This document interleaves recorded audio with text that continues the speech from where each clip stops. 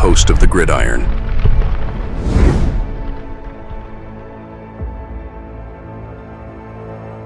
Fourth and goal to go with the 2. 34 seconds left to go in the ball game. This is the play right now. Takes the snap. Targeted goes in. Targeted all alone. And the quarterback keeps. Wow, what a call. Nobody touched him. Giants are still at the bottom of the power rankings, even after a good, strong draft. One of the things, I mean, of course, a couple of the things was, we got the twofer, right? It's always been like the offensive line has always been, right? And we just don't seem to have the quarterback, right? I think our quarterback room is better this year than I think it was maybe last year.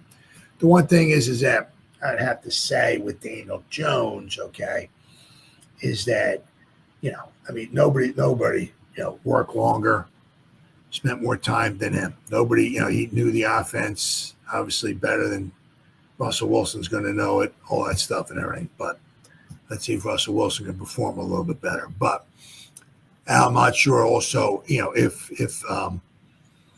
the Giants are or shall I say, their power rankings also maybe a little tied to maybe Dable. Maybe they're not much in love with Dable. I mean, because we replaced Daniel Jones, we finally got rid of him, and we brought in a Super Bowl winning quarterback. You figure maybe it would be on the up and up, but I think even PFF has the Giants at like number 30 or 29, something like that. So ain't no love for the Giants, the power rankings. So, I mean, a lot of them here. Giants still hovering near the bottom in post-draft NFL power rankings. New talent brings hope, but expectations remain low for the Giants in 2025. So, show me what you got. Show me the money, right? Show me the victories. Show me the dubs, right? And your power. Yeah, I mean, the one thing is that it just, to me, like with these power rankings, it's just kind of like,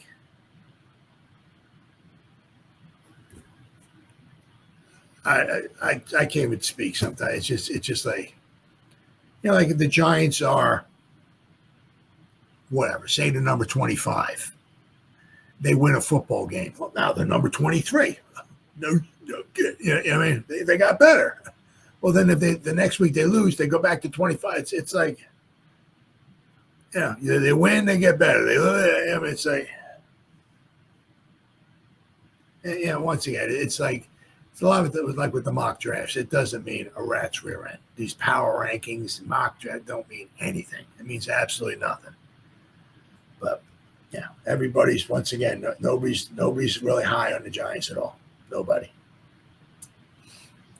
So, despite adding a potential franchise quarterback and bolstering their defense in 2025, the Giants continue to rank near the bottom in post-draft power rankings. National outlets remain skeptical about the team's immediate outlook, though some analysts see glimmers of hope for the future. Here's where the Giants land and what analysts are saying. And as I said, the PFF isn't on this in this article here. But I think they had the Giants like around number 29 or 30. So they're not high on them either. But Fox Sports has the Giants at number 28 overall. Fox gave the Giants credit for not panicking under pressure, calling the decision to take linebacker Abdul Carter a no-brainer and praising the front office for not reaching on a quarterback. The Giants moved up 3 spots from their previous ranking, but remain in the bottom 5. So the Giants, I guess, were number 31. So they're up to number 28. USA Today, had the Giants at number 28, but they were. USA had the Giants at number 32. USA Today believes this draft will ultimately be judged by how quarterback Jackson Dart performs in the long run. Though he's not expected to start right away, Dart could be the key to unlocking the team's future. But with the NFL's toughest 2025 schedule, that's a huge part of it, too. We have tell you what, our home games are just ungodly. Oh, my goodness. Whew. But with the NFL's toughest 2025 schedule, improvement might not show up in the win column, which is true. It's true. I mean, I'll tell you what, it is a tough schedule, boy. The Athletic has the Giants 31st. The Athletic focused on Abdul Carter's potential and the uncertainty surrounding Dart, who will learn behind Wilson and Winston. The pick of running back Scatterboo was also flagged as one that could quickly win over fans. Oh, absolutely. Sports Illustrated has the Giants at number 27. They moved up one spot. They were 28th.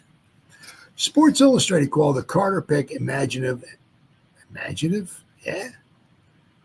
Imaginative. I mean, I don't know. I call it like a no-brainer. But anyway, and praised the Giants' shift toward a no-frills, aggressively identity under head coach Brian Daboll, but it also stressed that the team needs to turn that energy into tangible results, which is true. Sharp Football Analysis has the Giants at number 28. Sharp Football also placed the Giants at 28th, pointing out that while the team drafted well on paper, quarterback uncertainty and a brutal schedule still make them a long shot to climb the standings this season. Bleacher Report has the Giants at number 30. Bleacher Report highlighted the pressure on both Daboll and general manager Joe Schoen, calling theirs the hottest seat of any regime in the league. While Russell Wilson is the starter for now, all eyes are on Dart, who was aggressively targeted in the first round. An analyst, Gary Davenport, wrote, New York should be respectable this year, and Dart gives it hope for the future. We'll have to wait and see if those two things are enough for Daboll and Schoen to return in 2026. Well, the thing is, kind of like just like how, it's they're the guys that they're I don't think they're really connected anymore. They're not like holding hands, singing Kumbaya. I mean, Shane's here, Daboll's over there.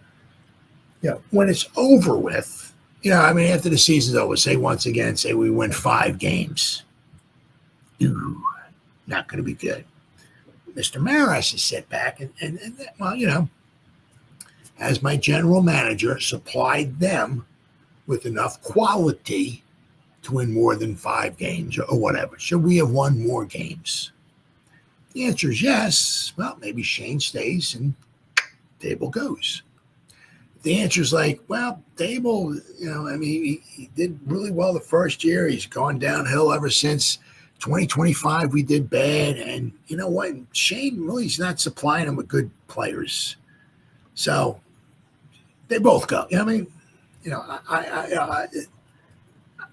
want to drink the Kool-Aid because I've been drinking it so long. I died 412 times over, right?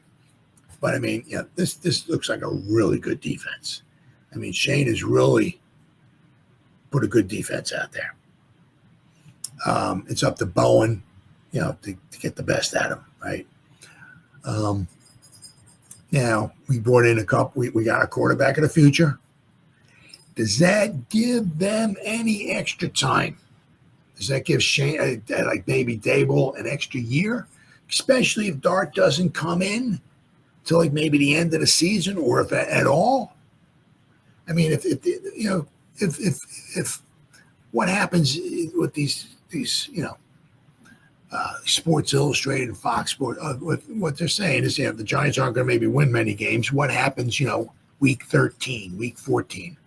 We're out of the playoffs. The fans, we want Dart. We want, does he come on the field, right? If he makes it on the field and plays a couple of games, okay, that's great. But, Mara's got to look back and say, we might have our quarterback of the future. He only played 3 games last year. He needs a lot more playing time than that. Shane and Daboll went out of the way. They think this is the guy. Got to give him one more year. And then we'll see. So, does he give him an extra year or not? I'd be interested to say. And then finally here, NFL.com ranks the Giants number 30 overall. NFL.com saw promise in the draft class, particularly in Carter and mid-round picks like Scatterboo and Marcus and Bell. The team's future hinges on whether Dart can evolve into a quality NFL quarterback, but the outlet wondered aloud if the Giants would eventually regret not waiting for the 2026 quarterback class. Still, there's an undercurrent of excitement about what this young group might become. Why, one thing's going to be interesting. I mean, according to right here, I mean, I have to wait and see. Really gonna have to wait and see. The Giants are like number 30. Got a tough schedule, which means say we win 3 or 4 games. What happens if we're picking 3rd or 4th next year? Well, we'll be in range for a quarterback, won't we? Right? I mean, Wilson's gone. We got Winston. Tommy Chicken Cutlet Parmesan won't be around next year. I mean, he's going to be on the practice squad. Somebody's going to pluck him off. So Tommy Chicken Cutlet Parmesan's not making it. Right? So next season rolls around. Tommy Chicken Cutlet Parmesan's gone. Russell Wilson's gone. We got Jameson Winston. Right? Cool. I like that. And we got Jackson. Right? Action Jackson. Right? If we're picking 3rd or 4th or something like that, there's a real good quarterback there. Why not? Pick a quarterback. We got Winston. We got Dart. We got somebody else. And then, then you can have Dart and Winston battle it out for the first game, for who's going to play. If you got your starting quarterback, if you draft your quarterback, say, next season, I'm just saying here, right? If Dart's expendable, maybe you trade him. You're not going to get a 1st-round pick for him, but maybe you get maybe a 3rd-round pick for him, maybe 4th-round pick for him, something like that. You get something in return. You'll have to wait and see, right? But I mean, the one thing is that you kind of wonder, you kind of wonder, if the Giants should have waited for next season to get their quarterback. You always kind of wonder that. The thing is that you don't know if they have a bad season this year, right? Will Dable and whatever, and Shane, will they be around next season to get that quarterback? And you're always wondering, too, right? Because their seats are hot. They're on a hot seat. Did they do what's best for the Giants now and going forward? Or did they do what's best for the Giants and Shane and Dable right now? So, right? Because I mean, is there a little,